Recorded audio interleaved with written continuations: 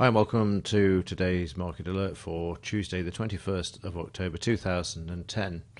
And starting off with a trade from yesterday. This is one that I actually recorded live, so you can see the additional thought processes and how to actually manage this trade and what to look out for.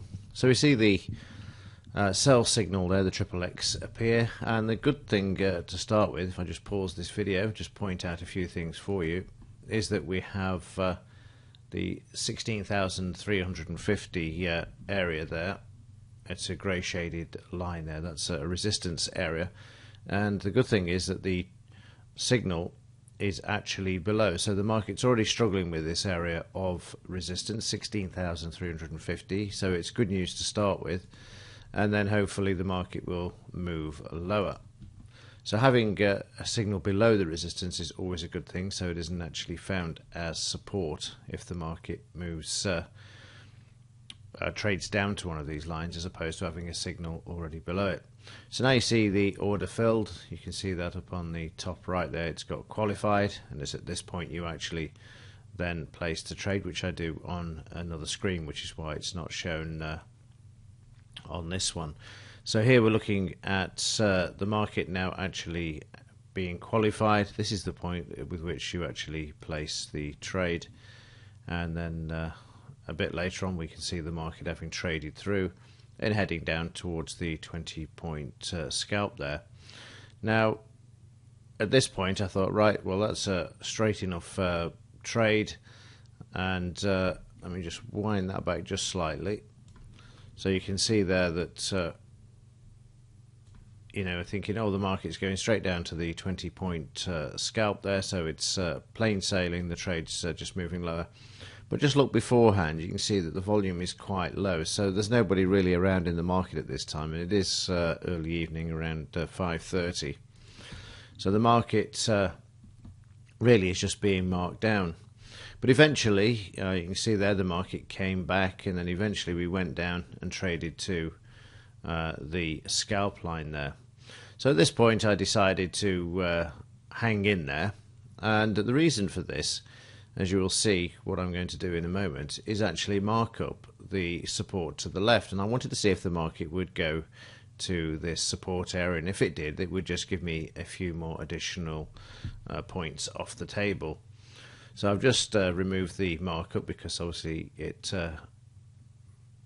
clears and then doesn't. I don't know how many points are on the table apart from looking at the trading account. And again, I'm just going to slide this back just so that you've got the.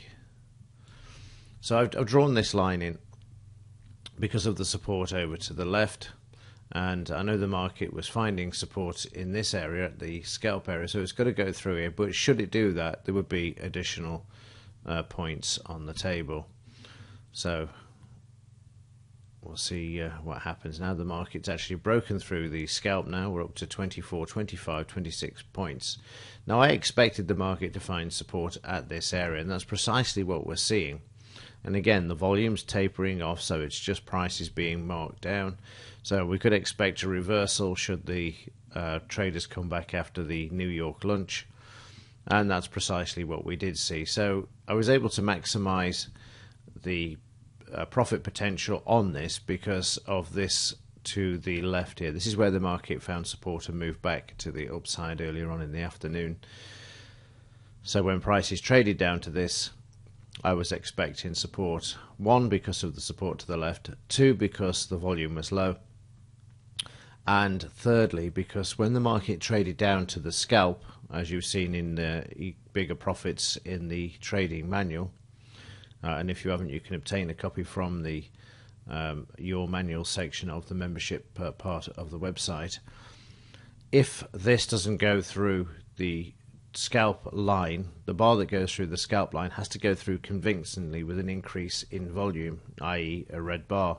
There's no selling around, so at this point it's time to think about actually closing down and taking the profits. So the point here was just to show you how to maximize the number of points by just looking to the left and seeing where the market's likely to find support, and then just hanging in there to see if it would go down to that level. So this was the first trade of the day. There was a few more trades later on in the trading session which we'll take a look at inside of the PPT charting software. So in the last hour of the trading session you can see that there were another 2 or 3 trades, and the first one, of course, you can see there as it's in black, was a losing trade. The market managed just to fill the entry price, and you can see it was banging its head against the entry and then eventually was forced lower. This stopped the trade out with a 20-point loss there. The next, of course, is followed by a sell signal, which did exactly the same, except this time it was finding support at the entry price. So we had the resistance at this entry price and then support here. And when this price bar concluded, of course, we were given a buy signal. So what I do is I follow the market. If it gives me a buy signal, I'll go with the buy. If it gives me a sell, I'll go with the sell. Now there's a 32-point potential loss on this, and I say potential because this trade will have marked up like so. And the difference between the stop and the entry price is around 20 points here as well. You can see there 20 points there between the entry and the entry to the buy signal. So the entry price on the sell, 16,358, and the buy, the reversal signal, 16,378. And that's another 20-point loss as the market turned around and moved higher. So at the end of the trading session, had you traded during the last hour, you've got around 26 points in this trade, the first trade of the day. We lost 20 points here, 20 points there, and then we got the 20 points plus a bit more. But the trouble is, after 9 o'clock, of course, the spread widens on the Dow as it goes into the overnight session as well, so you'd have to take that into account as well. So around net 6 points for the day, really, which is quite disappointing considering that we had a good trade down to here, and then eventually the market actually goes in the direction of this buy signal, but unfortunately we had this messy situation in between here where there was resistance to the left, and what they did was mark the market down, shake out the weaker longs, taking out the stops, and then buying back the market. We can see them buying back the market here and then moving the market back to the upside. Just one of those things. These are quite rare as well, so don't be too disappointed by this type of activity. It is a rare situation where you will get 2 consecutive losses like that. Certainly haven't seen many of those during the last 5 months. So just one of those things. As the market's still settling down, if you look at the daily chart, it's still settling down from this big correction in the background. So we can expect the odd 1 or 2 sort of blips like that. But other than that, the market should start to see less volatility and more direction with a bit of luck over the next few days. Right, well, that's it for today, apart from the economic news. Nothing out at 3 PM apart from existing home sales. Medium impact news items shouldn't affect the market too much. Forecast to be better than expected, so we could see a bit of a boost to the upside if this comes out as forecast. Right, well, that's it for today. I know 1 or 2 of you have been asking about the texting facility for the software. That is in progress. It's a bit of a technical one to put together because of obviously linking in the mobile device to actually record the screen so that you can see precisely how this works. So hopefully by the end of the week I will have this completed for you.